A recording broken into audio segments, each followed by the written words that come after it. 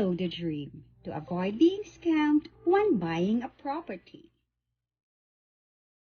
Demand. Hingin at suriin ang Certificate of Registration at License to Sell ng proyekto na issue ng DSUD. Kailangang nakasaad sa mga patalastas ang pangalan at lugar ng proyekto, LS number at advertisements approval number. Read. Basahin at intindihin ang bawat term na nakasaad sa contract to sell at terms of payment. Kasama na dito ang mga detalye na nakasaad sa CR at LS na naglalaman ng classification ng proyekto. Engage.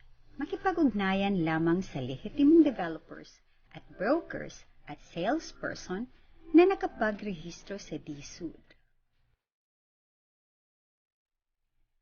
Ask.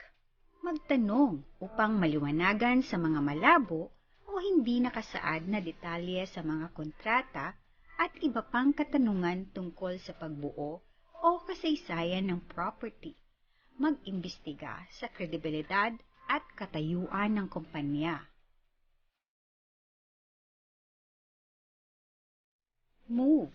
Bisitahin ang aktwal na kinatatayuan ng property at ang pamayanan.